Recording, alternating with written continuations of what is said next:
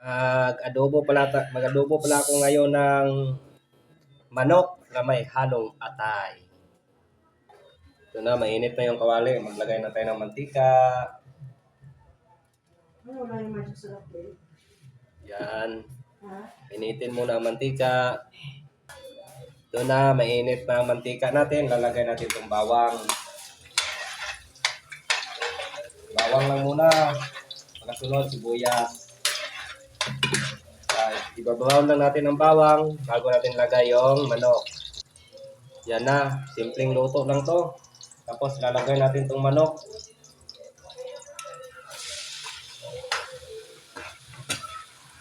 Lalagyan lang muna natin to.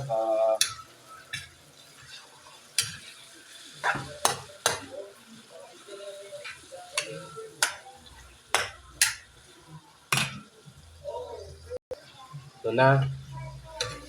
Haluin muna natin to. Tapos ilalagay natin itong atay. Ito palang atay ng manok. Sa gitna natin lalagay para hindi madulog. Mamaya okay na yan siya. Adobo pala ito. Adobong atay at saka manok. Tapos natin. Tapos lagyan natin ng siling mahaba. Patiin lang natin sa gitna para lumalabas yung aroma. Saka lagyan natin ng toyo. Si adobo, kailangan may toyo. Tapos lagyan natin ng suka.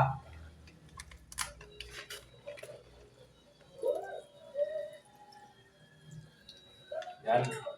Hindi lang masyado maraming suka kasi asin siya. Simpleng luto lang to.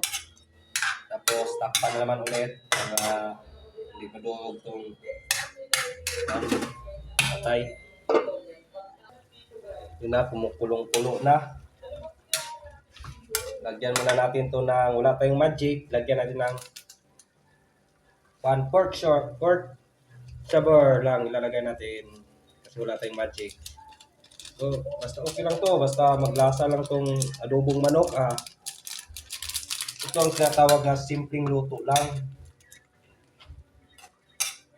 Pork sabor ang inahalo para doble ang kanya ba? Anong tawag doon? Doble ang sarap niya.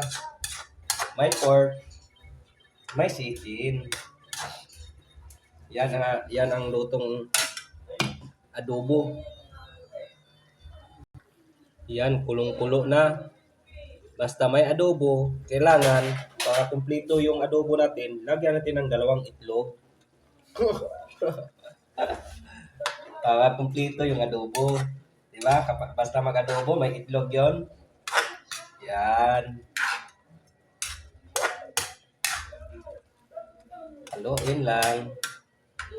Luto na yan siya. Hanggang dito lang. Yummy yan. Hanggang dito lang. Maraming salamat.